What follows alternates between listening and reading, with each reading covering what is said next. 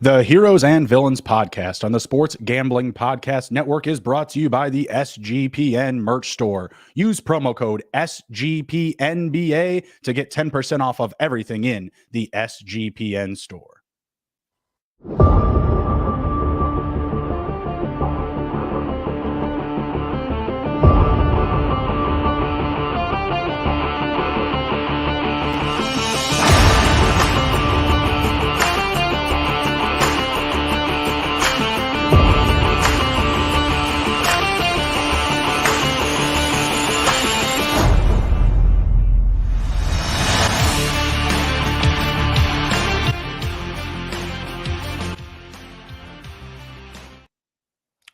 D-Gens assemble. Welcome to Fantasy Football Heroes and Villains. I am your host, Justin Bruni. Joining me, as always, is Mr. Andrew, the TD King. Rob. How we doing, sir? Great, man. How are you? Hey, I'm doing good. We're here. We're talking football. We're going to be talking quarterbacks tonight. Feeling pretty good about it. We're going to be rolling through our first Heroes and Villains segment. If you're not sure what that means, think to Enrique. Always think Enrique when you're looking for a hero. But think back to last summer when Andrew and Emerson were doing Trash or Treasure, think buy or sell. We're rolling through some popular names tonight, some names that were brought to us from some of our fans and listeners that we want to bring to the forefront, draw some more attention in, hone in on the quarterback conversation. We've got the draft next week. It's going to be an awesome time over here at SGPN. Be sure to come and ride with us. We're going to have a live mock next Wednesday. We're going to have a live draft show on the mothership on Sean and Ryan's show on Thursday. So a lot to get into tonight and in the upcoming week. So very, very excited. Andrew, are you working on anything recently you'd like to have the fans check in on? Last week, my Villains ADP article did drop. So hopefully if you haven't checked that out, you can go over to sportsgamblingpodcast.com under the fantasy tab. Go just click on fantasy football. It'll bring up articles and that dropped last Friday. Also, not really fantasy related, but in the coming week or week and a half here, I will also be dropping some betting advice on division winners. So, yeah. So outside of that, I think it's really the only thing currently right now outside of, just plotting how I'm going to win Best Ball Mania 4. Get in line, buddy. Get in line. No, really, like not just me, like everybody else, all of us D-Gens out there that are getting ready for the big buy-in, you got to save up a little bit extra from the week, $20 buy-in, it's nothing to shoo around, you want to make sure you got that extra time. These are not multitasking drafts, folks. Like this is get in, focus on the board, get to work, find your heroes, and stay away from villains. All right, let's dive into it. Andrew, first guy up here. We're looking at your quarterback 9. He goes by the name Deshaun Watson, hero or villain this season. And by the way, listeners, this could be anything from ADP to just your gut feeling, right? Like, oh, the team's going to do X, Y, and Z. They're going to be a high-flying offense, whatever it is. ADP, skill set, position rank. Let me hear it. Deshaun Watson, hero or villain? I am probably one of the only people that I currently hear talking nicely about Deshaun Watson. I think he is a fantasy hero as quarterback 9. I think he can finish as quarterback 5, 4, somewhere in there if everything goes right for them. The case for him is he can't be as bad as last year, man. Like he was awful when he came back, but there was circumstances, right? He was obviously suspended because he's a not so nice off-field, person. So you're trying to seduce me. he had some issues, right? So he didn't really get an off season with the team. Didn't get antiquated with the offensive scheme. So I think a lot of that stuff hurt him, obviously, right? This year it's completely different. He has an off season with the team. He can work with Amari Cooper, a DPJ, the new addition of Elijah Moore. So I think there's a lot of good moving parts for him. I do think that they are going to actually throw the ball a little bit more than people think that they will. Obviously, they have Nick Chubb there, but really behind him, it's Jerome Ford and a bunch of nonsense. So I don't see them running the ball a ton. They don't want to kill Nick Chubb right out of the gate. So I think they're going to throw the ball a little bit more. He has great pass catchers. I mean, I didn't even mention David Njoku. So if he can fix the downfield issue, last year when he was throwing downfield, it was not very good. So he needs to work on that a little bit, but I do think that'll come with the offseason. So for me, it's QB9, potential QB5 upside. he's a fantasy hero in my eyes. First flag thrown. Oh, jeez. That's a challenge on the play. Spotify watchers, Apple watchers, listeners, I should say. I just threw the red flag at Andrew. That's a challenge. He's a villain, Andrew. The man's a damn villain. I don't know what to tell you, all right? Off the field, on the field. It's not to say he can't help your fantasy football team, right? He has a skill set. He can pass. He can run. I just don't love the Browns. For me, this team is going to revolve around Nick Chubb. He's going to be the focal point of the offense. They just moved on from Kareem Hunt and Dearness Johnson. I do believe they draft another running back with that third pick. It's really what the offense is missing right now. They have a good offensive line, and I just think that everything, the path to them leading the division, winning a lot of games, I don't think it has to do with Deshaun Watson overperforming at the quarterback position, because I'm just not buying it. I have him at the same ADP as I do Russell Wilson from last year at quarterback 15. And that one spot actually ahead of Russell Wilson for this year. I still have him at quarterback 16. That's neither here nor there. I just don't trust it. When you look at the production from last season, you'll see, only 2 games with multiple passing touchdowns. And I think that's going to be the case. Like, I think like his ceiling is probably a couple of touchdowns a game passing, maybe 1 in the rushing game, but I just don't see that in the red zone. Like, I don't see him being a viable threat down low when you have a Nick Chubb. And me personally, I'm expecting them to grab a 3rd round running back stud like a Roshan Johnson. I feel like he would be a huge asset in that backfield. And don't be surprised if Jerome Ford gets some run. We've seen this offense utilize multiple running backs many times throughout the season. So don't be surprised if you see a Jerome Ford get on the field, get sprinkling in some touches as well. You had mentioned the weapons around him. I like the weapons more than him, to be perfectly honest with you. But I also, am suspect, of course, always of Amari Cooper's health. If he was to have a down year, or not play, 80%, 50% of the games, I think that's definitely going to hurt Deshaun Watson's value, because you look at the other receivers, who's going to be a big downfield threat from other than Amari Cooper? I mean, it could be DPJ. That's kind of his stick. People think it could be Elijah Moore. I mean, that's a better answer, I feel like, than DPJ. I do as well. I think Elijah Moore is a better deep threat than DPJ, but I see a lot of talk of people think Elijah Moore is just going to get stuck in the slot, which if you go back and look at his stats, he's more of a downfield guy than a slot guy. So I personally think DPJ would be better off suited in the slot. Elijah Moore has the body for it, I think, but he hasn't been that guy yet in his career. So I'm doubtful that he's going to really just be stuck in the slot. Well, I think that he'll get more priority in the offense than he did with the Jets, playing in Cleveland. And I do think that it's very good that he's playing behind a receiver like Amari Cooper and kind of middling with a DPJ.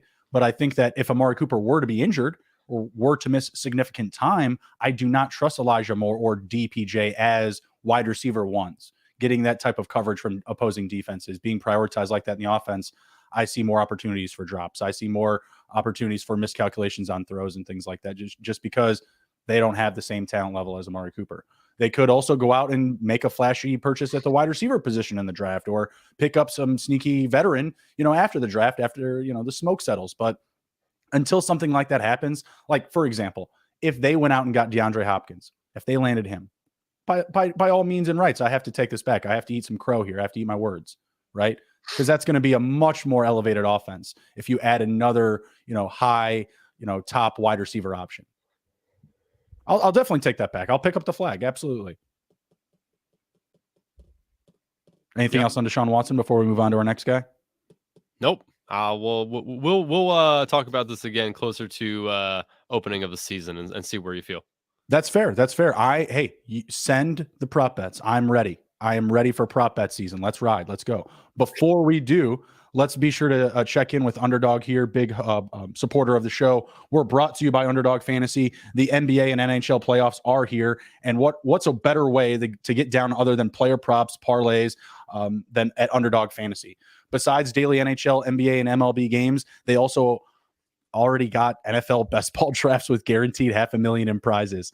Head over to underdogfantasy.com and use promo code SGPN for a 100% deposit bonus up to $100. That's underdogfantasy.com, promo code SGPN.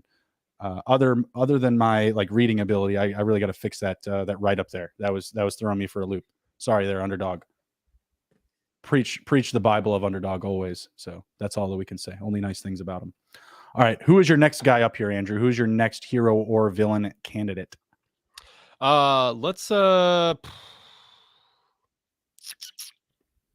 know what? Let's go Geno Smith. Let's talk about him, and I'd like to give you the floor first on Geno Smith. I'm going to go hero here. I love his ADP. I love the offense. We saw great things from him last year. Even if this team was to draft a quarterback, I'm going to feel really good about Geno Smith starting the year. Do you have his underdog ranking pulled up by chance? So I pulled up from March 18th, which was still during the big board. Obviously, fine. The ADP with the Superflex is wonky outright. So Geno Smith was listed as... I'm just looking for his quarterback rating. He was QB 18 at the time. Oh, I love it. I have him currently ranked as QB 15. Where do you have him ranked? I don't have my rankings up, but I think you have him up in front of you. I don't. I just have mine up. Hold on, I can get ours though. Well, they're on the same page, bud. They're not. I'm on my published page. Look at you. Look at you. Just in case I want to, correct myself and make any changes. Let me pull ours up here real quick. No, I got it right here. I'm going to tell you in like 2 seconds. Geno, I got him at 14. I am the highest on him of you, me, and Emerson. What's not to like about this offense? You got a great running back in Kenneth Walker. You've got 2 really good receivers that complement each other, maybe better than any other wide receiver duo in the NFL in Metcalf and Lockett. Low A dot, high A dot, big body, mid-sized receiver. Like they go back and forth very well with each other and complement the playbook so well. I think they draft another receiver maybe in the 2nd or 3rd round. And I think Geno Smith is going to have another very healthy target to target. Couldn't pivot off of that. Sorry. Yeah, I don't know really what's not to like, other than you just taking into consideration his past transgressions. Like if you want to say that it's a flash in the pan, that's fine. That happens. Like that happens in the NFL all the time. We see guys come out of nowhere and then falter. So the bet has to be that he's just not good. And last year was a mistake. It was an anomaly. And I don't buy that. Not from what I saw from him, not how accurate he was. The looks were there, downfield, short passing game. I think he may have been like the highest or most accurate per volume quarterback last season. I'd have to look that up, but he was way up there. Yeah, I think the thing for me with Geno is that he did really well at the start of the season, up through the middle, and at the end of the year, he faltered, right? I mean, it's because people got more tape on him, with this offense and just kind of started to figure him out. Obviously, we saw that if you put a lot of pressure on Geno, he's not super accurate. His decision-making is lacking. I honestly, I think he's like a fantasy civilian. He's a little bit of both for me. He's like about as dead smack in the middle as you can come. In my eyes, I think he has the anti-hero. Walter White was a civilian. Yes, exactly. I mean, his potential with the offense is good, right? But what he also could do is become, QB 24, right? Like he could fall very easily in this offense. If Pete Carroll goes back to just wanting to run the ball a lot and keep it out of Geno Smith's hands, if he starts off the year not very good, there's a scenario where Pete Carroll just kind of shuts him down a little bit, right? So that it's concerning. They let him do what they never let Russ do last year. I don't know. Was that just a dig at Russ? And they're like, hey, man, you wanted to cook? Nah, we got Geno now. He's the chef. He's going to cook. So I'm concerned. Geno was much better. He looked so much better than Russ last year. He did. Yeah. And again, last year that's, I mean, Nathaniel Hackett, how much can we blame him for the Russ issue, right? And you can blame him, but you can't say that he throws passes. So that's true. Very true. Yes. And I did, I had a nice bet going for a 7-leg parlay that Russ just completely missed Javonte Williams open. So I won't even get into how he just misses people. But anyway, so yeah, Geno, there's a case for both. And I think there's a strong case for both. He obviously what he did last year, beginning of the season, if he has a whole season like that, it's lights out. He's top 8, right? But if he does what he did at the end of the year, then he's going to really falter. So I think there's a case for both. So he's kind of smack dab in the middle. Let's call him fantasy or the anti-hero. I like that. I mean, I think he's a hero, especially based on his ADP, the way that you're able to stack him in best ball. And I don't really see a big differentiation between his value in like dynasty or redraft from best ball rankings. Like I feel like he's going in a very middled area still, and people are discounting him because again, it's past transgressions. It's not last season. If you look at last season, he should be drafted as a top 10 QB. But you don't have that trust. You don't have that level of confidence because it's just 1 year. It's just 1 year. People could have said the same thing after Russ Wilson's rookie season, right? Oh, it's just 1 year. But I felt like Geno had the best opportunity that he's had, potentially even the best weapons that he's had since he's been in the league. And I really like this offense, especially with less Russ Wilson. It's a good deal. Maybe he was the problem. You know what I'm saying? Like, he was there the year before and did dinky do. He was terrible. Maybe he was the problem. Pete Carroll did just fine with a guy that people considered a sofa QB, some dude just off his couch getting on the field. I mean, even the start of last season, people disrespected Geno Smith. It's true. All right, let's move on. My next guy, potentially on the move here. He's definitely a popular and polarizing name in the fantasy streets. That's Mr. Tremond Lance of the San Francisco 49ers. Or is it of the San Francisco 49ers? His name is being shopped around the NFL right now, Andrew.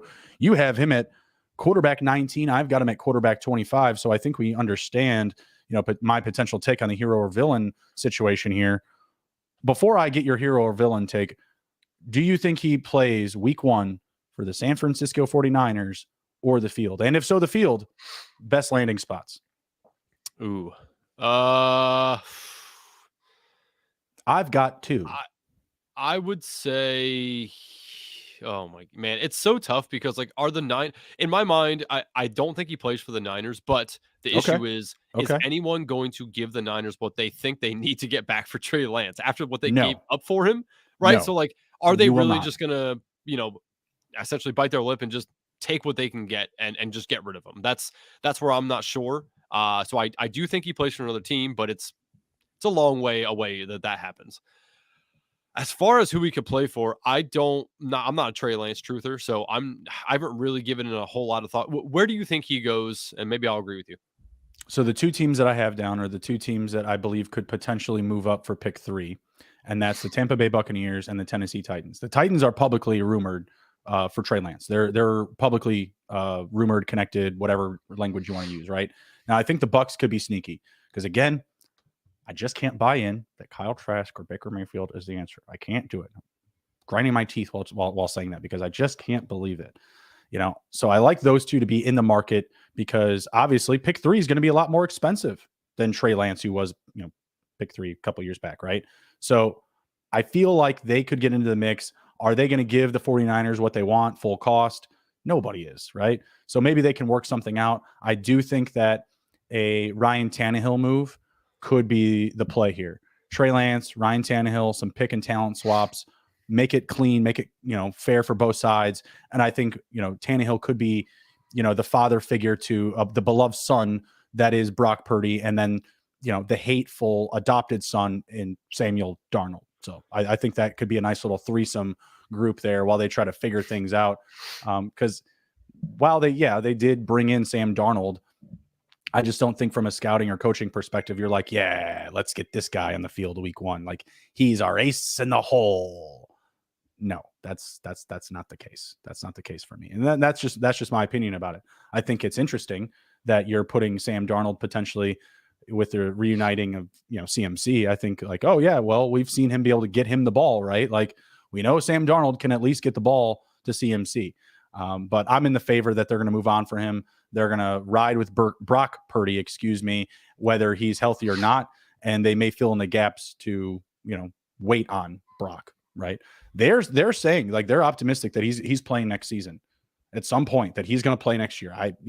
I don't know. I'm not a doctor. We got to get Sebastian on for that conversation. But if that's the case, if they're expecting him even by week 8, I think that's the move. You have to get off of Lance.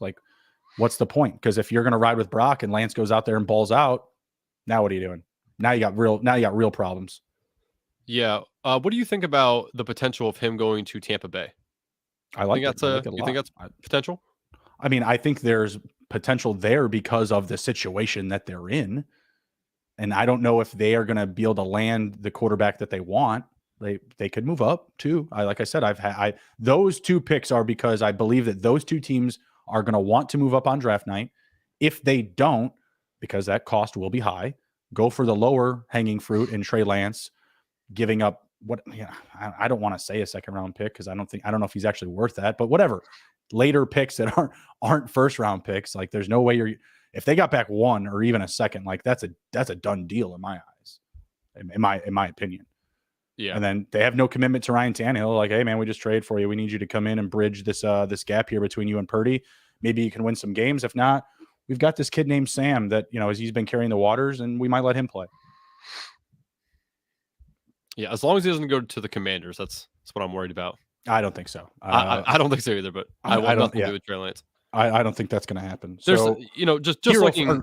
Not a hero for me, excuse me. He is a villain, Mr. Trey Lance. Oh, yeah, 100%. I mean, I have him ranked as 19, but he's still a villain at that for me. There was a couple teams I'm looking at here that would be potentially interesting. I'm not sure if Bill Belichick would want to mess with him, but obviously they don't seem to be in love with Mac Jones. No. Green Bay, are they really just going to roll out Jordan Love, after they have him for so long? Are they interested in all? One, though, galaxy braining here, just kind of looking at it. I saw a report that Tua said he was contemplating, or he had contemplated retirement.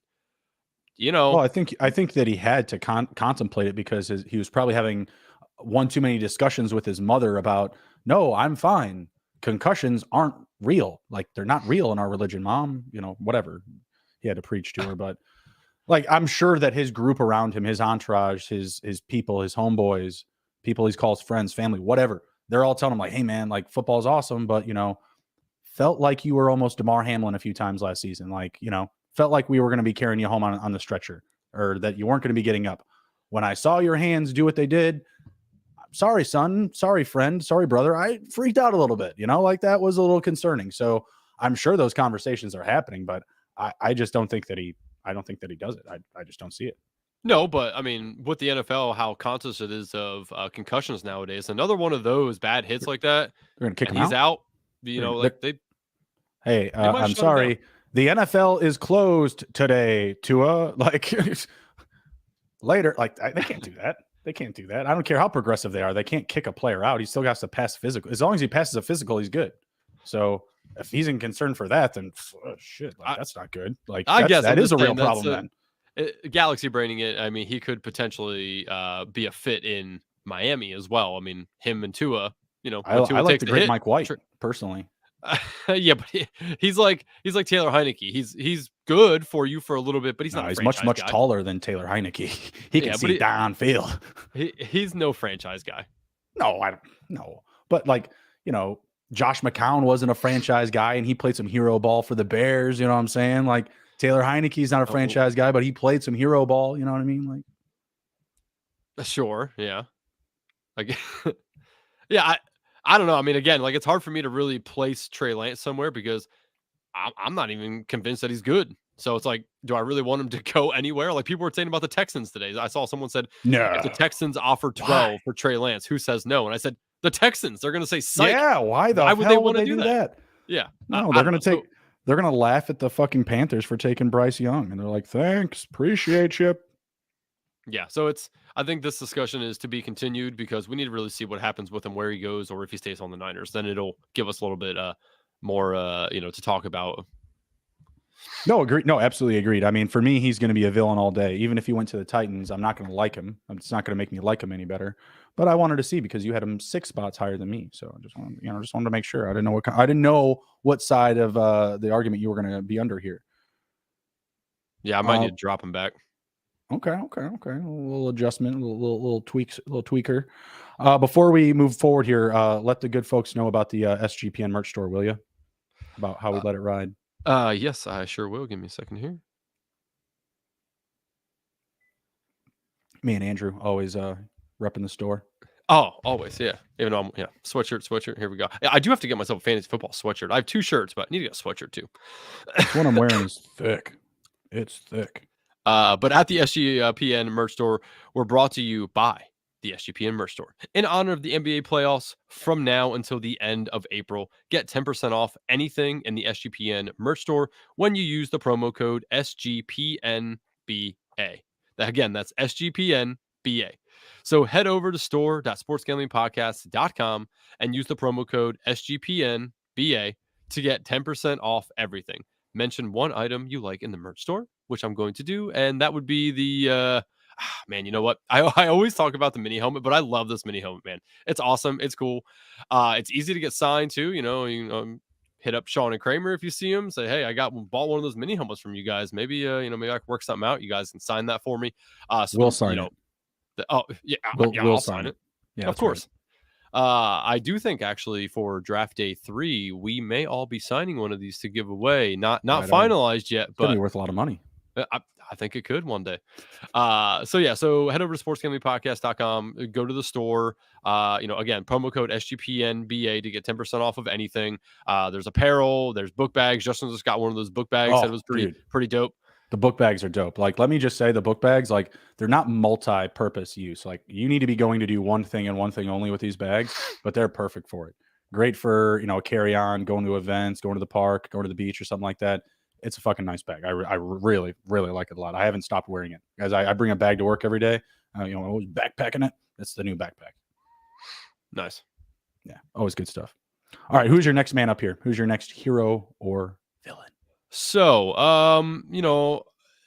I think we should talk about shout out to Jake Paquin because he did give us this idea. Shout out.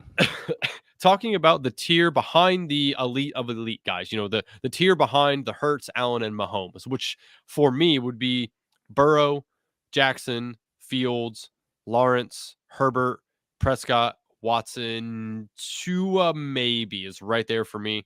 So those guys, any initial thoughts on who your favorite, let's say favorite 3, again, that's Burrow, Jackson, Fields, Lawrence, Herbert, Prescott, Watson, and if you consider Tua, you can put him in there too. So your top 2 favorite, who are they? Top 2 is still Burrow and Lawrence. I like the passing QBs, man. I'm of that generation, I guess. I love rushing quarterbacks, but I just get so fearful. It takes one hit. And man, as a Bears fan, Justin Fields fan, all last season, man, I saw this kid just slowly grinding his way through games, just barely getting himself up off the ground, having the offensive line sometimes carrying him to the sideline. And then he comes back onto the field and rushes for like 40 or 50 yards. Like, I was losing my mind because I'm telling myself, like, God, they need to shut this kid down. Like, they need to end the season. We need to tank. And obviously it worked out. Like, we wound up getting the first pick, which is great and everything. But, when I'm looking at him from, like a booming perspective, it's tougher for me when I'm looking at guys like Lawrence and Burrow, who, in my opinion, and I nailed this last year, Burrow was like a QB 1 through 3 or something like that, depending your league. The touchdowns are huge. The total touchdowns. When I think of guys like Lawrence and Burrow, I think of guys that are safer to hit 35 plus passing touchdowns. And now when I'm thinking of Burrow, now I have that confidence level that he should be a 40 plus touchdown guy every year. When you're looking at the weapons, how it looks like the offense is going to be more vertical. If Joe Mixon isn't around less, or they invest in another level of running back that isn't up to the tier of a Joe Mixon, right? So I'm still feeling very, very good about Burrow. I would go Lawrence after him after his emergence last season. I believe it was 25 and 7 passing touchdowns to interceptions. Obviously not that threshold that I just mentioned, but you look at the weapons around him now. You look at Calvin Ridley and Christian Kirk. Evan Ingram's coming back for another year. We love Travis Etienne. We're waiting for them to unlock him in the passing game. I'm a big Dearness Johnson truther. And then you look at some of like just the fill-ins, right? Like the Zay Joneses, the Jamal Agnews, right? Like those guys are going to get involved. They're going to get their work. So that's just an offense that I've been absolutely buying into. So those would be the top 2 guys. I think Fields and Jackson are just kind of like, you go one or the other, right? And if you're degenerates like us, you're going to do multiple drafts. When you do a Fields, don't do another one with Fields after that. Lean over to Lamar, right? Go and do another rushing quarterback. Like you had mentioned, everyone loves Allen. Everyone loves Hurts and Mahomes. Those guys in Superflex are going 1, 2, 3, however which way, those drafters are prioritizing if they have multiple drafts or whatever. And I have seen all those guys go in a different order. We've seen Hurts, we've seen Mahomes, we've seen Allen go 1. So yeah, Fields and Jackson are super, super close for me. I would prioritize with Lawrence and Burrow.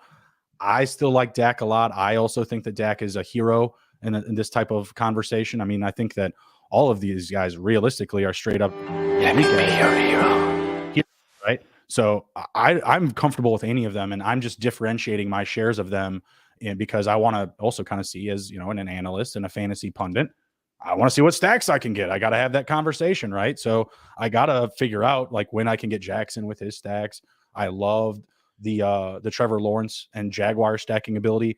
Burrow a little bit more difficult if I say, because obviously you're trying to get Chase, right?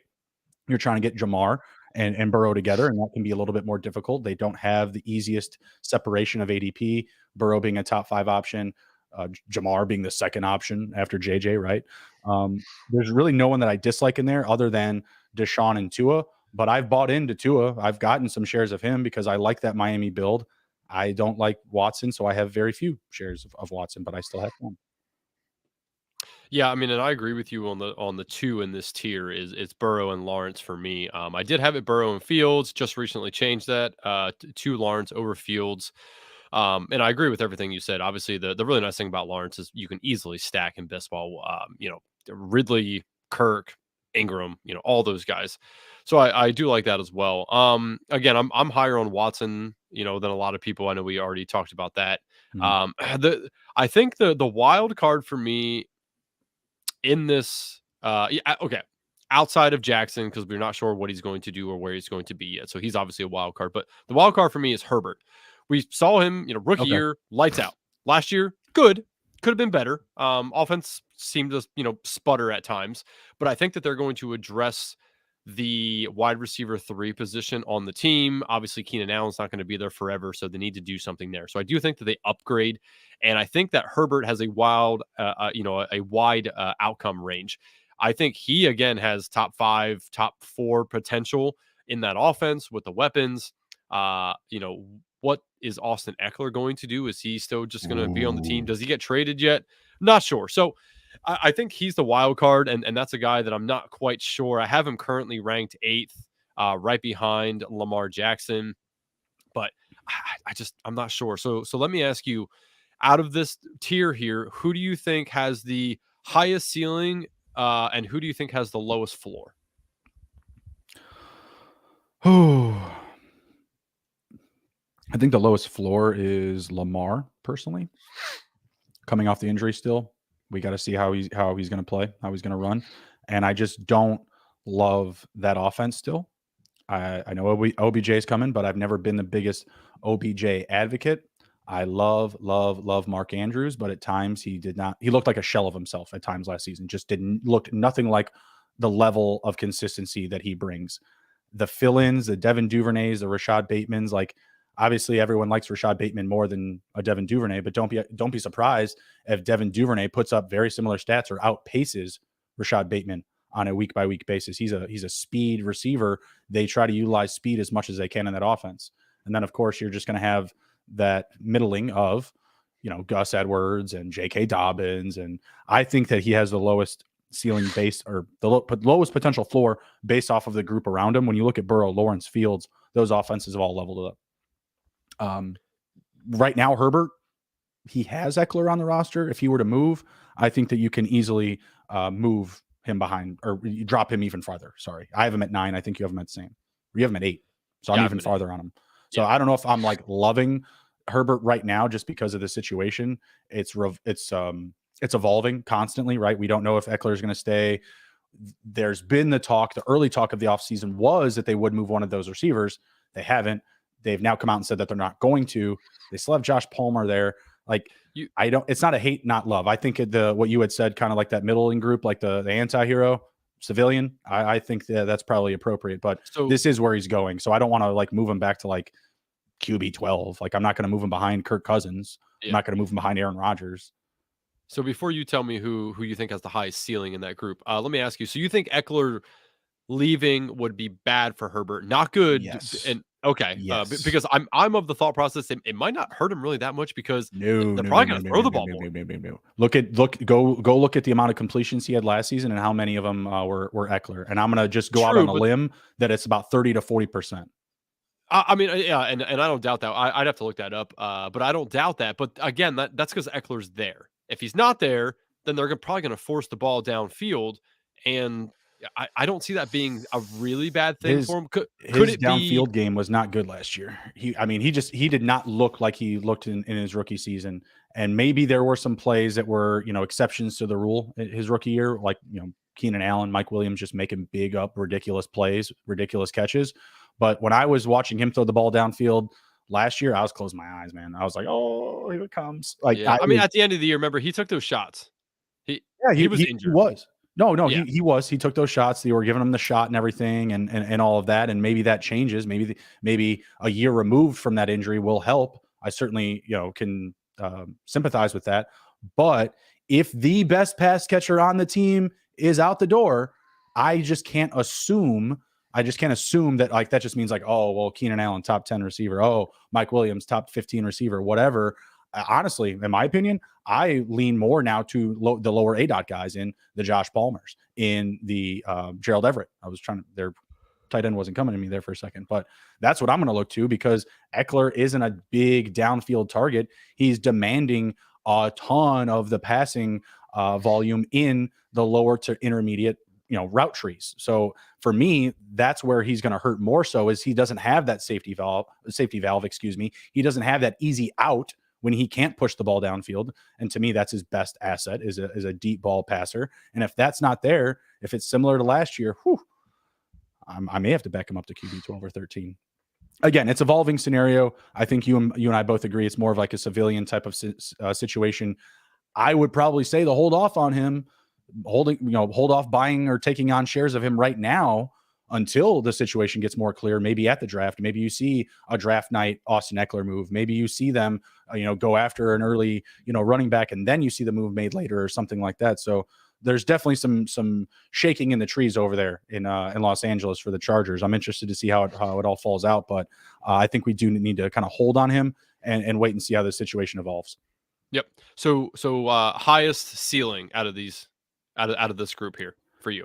It's Mr. Joseph Burrow. I can't roll my R's. That was Burrow. Thank you, Andrew. I can't. Yeah, Mr. Joseph Burrow. I was just saying he could throw like over 40 touchdowns. So I don't know how it's not him.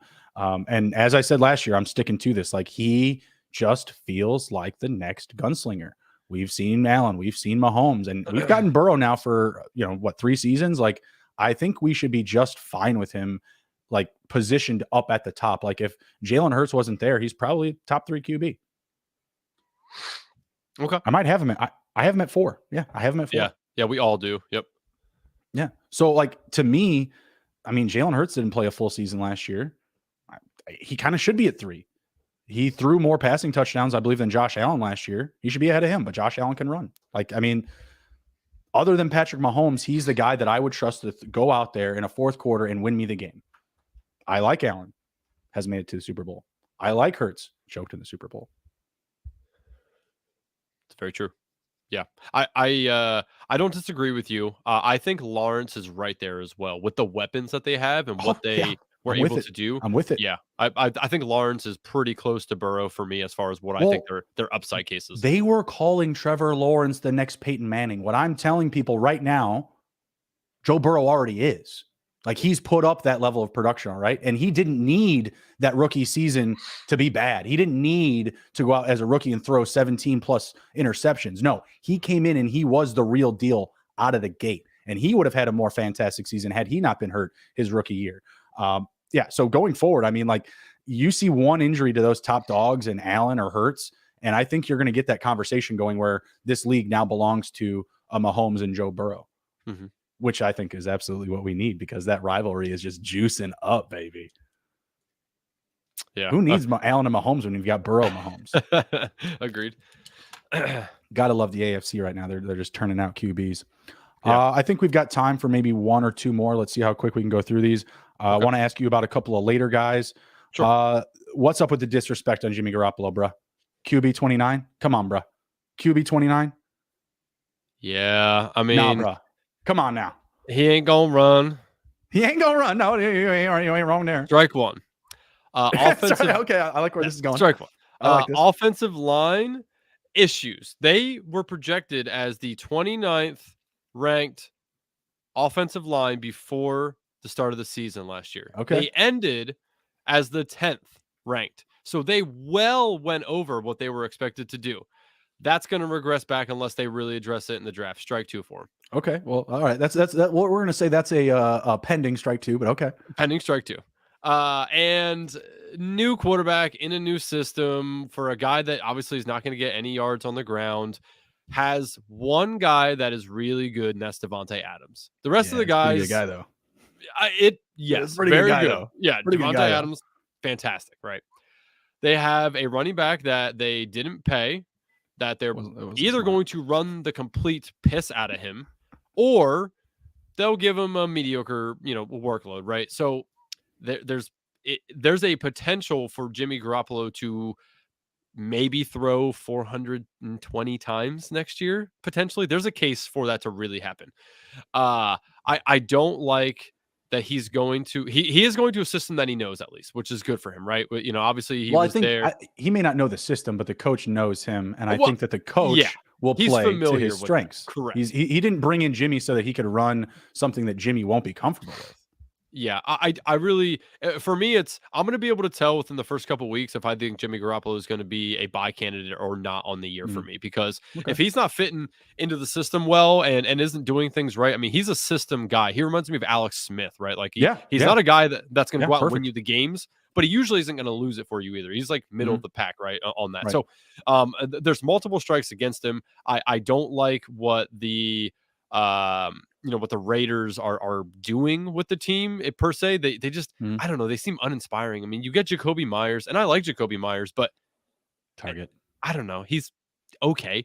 Hunter Renfrow seems to be on the way out. They have talked about potentially trading him, so there's that part of it.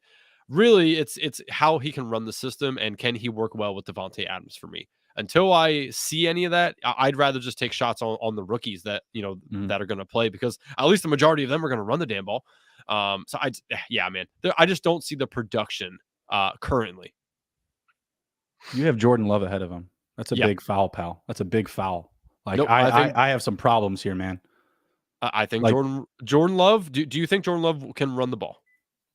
I think that he can run the ball, but I think that he will have the potential to be a starting quarterback who doesn't throw more than 10 passing touchdowns. Really? Yes. I would take that prop bet. 10 passing touchdowns? Yeah, there's 17 games, son. 18 weeks, 17 games. I'm pretty sure I just watched a season a couple of years ago with Fields where he threw like 7 or 8. Yeah, but they historically don't fucking throw the ball a lot anyway. The Bears? Yeah, they have. What are you talking about? Historically with Justin Fields, they didn't. Because he couldn't throw. I shouldn't have said historically. I misspoke. Over the last, let's say, 3 to 4 years, they haven't thrown the ball a whole lot. Yeah, dude, we had Mitch Trubisky and Nick Foles starting one year, pal. Like, come on now. That year of Madden 21 was not fun to play. Like, I'm sorry. Like, let's create a player this year. Let's ride. No, dude, some of these names though, like who else was up there? I don't have it zoomed in. Ryan Tannehill. It's okay. Yeah, well, CJ Stroud makes sense. Like, I get that, because when you look at him, like, he's a good deep ball passer. I'm the highest on CJ Stroud. I have him at Sam 21. Howell. I'll do you a prop bet right now. Sam Howell versus Jimmy G, fantasy points per game. Underdog? Sure. Yeah. Deal. All right, done. Charity, alcohol, because I have whatever, man. Whatever you want. Well, Sam Howell's the next name that I had down. He was the second one that I wanted to get to. Yeah, say how I have is 23 and Jimmy G obviously 29. I'm just it's not fair, because you and I both have Howell at 23. We both have him exactly at 23. That's not fair. Yeah, and I did that because that's my favorite number. And Sam Howell, come on, Commanders, let's go.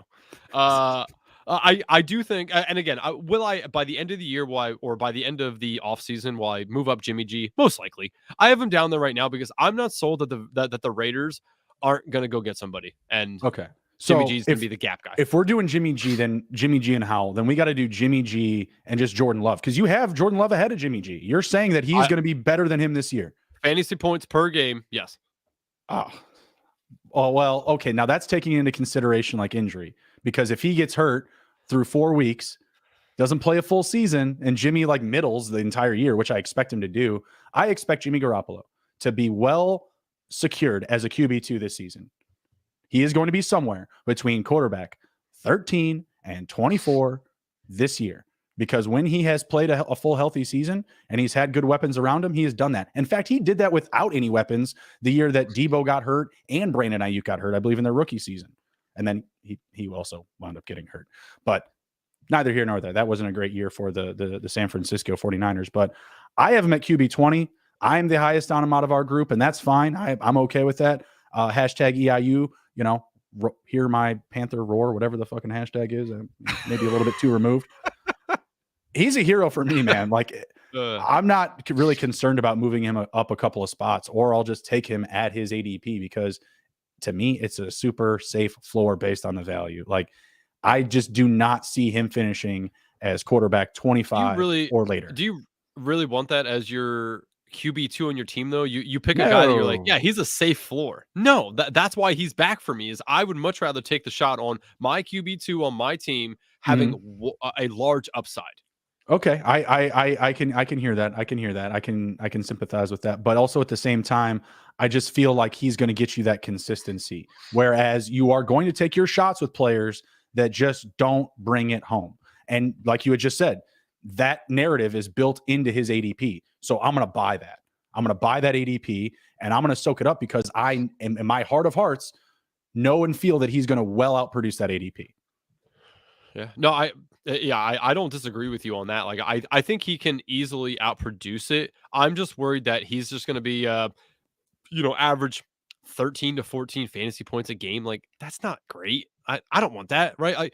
He just, unless he really is effective and efficient through the air, he's not going to do anything on the ground. Hell, they're probably never going to give him a QB. No, he's not. Rush, he's not a running. He's not a running quarterback. They're not going to set him up like that. But he needs to there's be a lot of other guys that aren't running quarterbacks. Like, yeah, Joe Burrow can run. He can extend the pocket, but the years are going to be coming up where he won't. Yeah, but he'll say nah.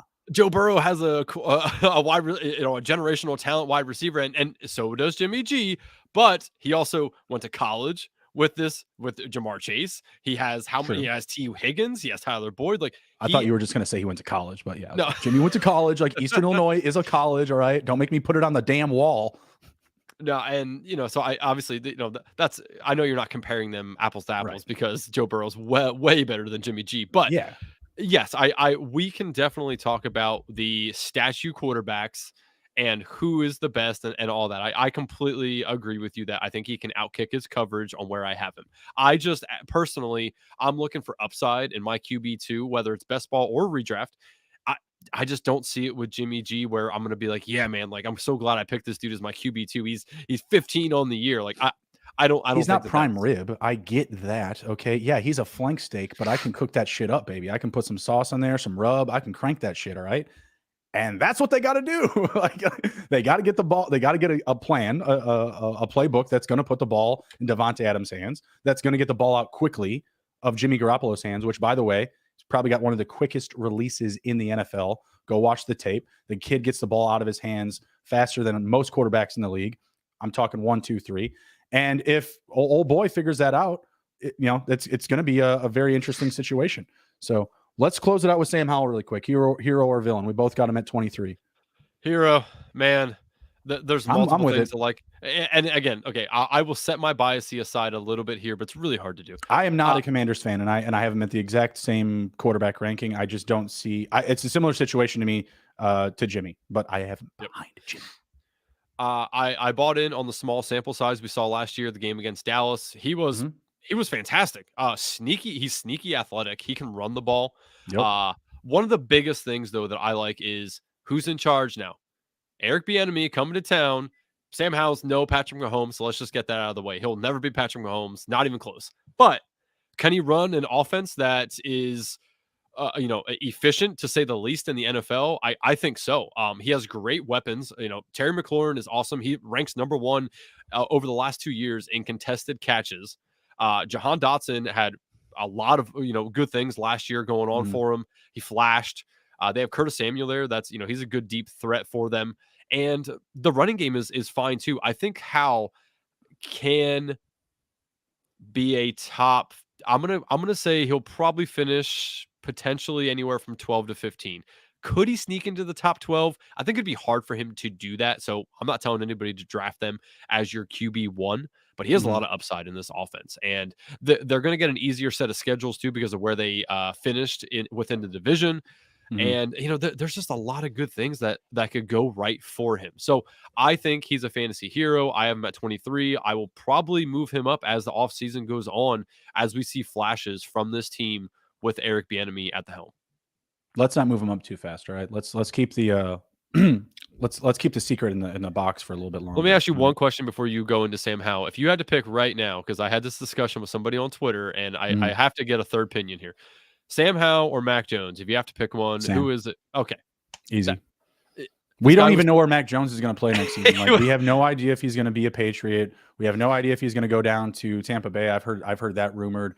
He could be in New England, back with his same squad, and they don't even like him. Bill's completely out on Mac right now. Apparently, he went to like some third party resource about fixing their passing game, and Bill was like, you know what? I'm gonna make a defensive coordinator your offensive coordinator now. You're fucked, pal. Like, you're done. So yeah, Bill did not like that treachery apparently, and he's in the doo-doo house. He's in the doghouse right now. So don't be surprised if Bailey Zappi rolls out for the Patriots next year. Just saying, because that dude is pumped. Like, the only comments you hear out of him is like, "I'm ready to work." Oh yeah, I heard the rumors, and I'm here working. Yeah, he was good. Check the parking lot tape. Yeah, his sample size was. Yeah, he wasn't good. I mean, honestly, right now, I might take Bailey Zappi over Mac Jones. That's what my gut's telling me. So as a non-biased Commanders fan, sell the people on Sam Howell. I mean, the ADP, that's as simple as it is. Like, we saw that he was able to get the ball into his best player's hands, which this offense has been glaringly missing. That's why Heineke was so successful. He was like, oh, look, Terry McLaurin. I'm going to throw that guy the ball. He's really good. Like Andrew just mentioned, best contested catch rate in the past 2 seasons. Like, the dude's amazing. And for some reason, Carson Wentz just ignored him. Like, they were not friends. They were not pals. They were not going fishing after the game. Yeah. They were, not going down to the docks and hanging out. I don't know what it was, but Sam Howell was able to, again, in that short sample size, in that one game, we saw him be able to hook up with his guys. And I love the weapons around him as well. Dotson, McLaurin, Curtis Samuel, you mentioned. I love those running backs, their ADPs. I love the stacking ability of this team. I can get pretty much the whole squad if I want. So if you want to go all in on a Washington build, it's not difficult whatsoever. It's very easy. Yeah. Yes. Sam Howell is someone that, every one of them you'll get at value. I mean, Sam Howell is like way back there.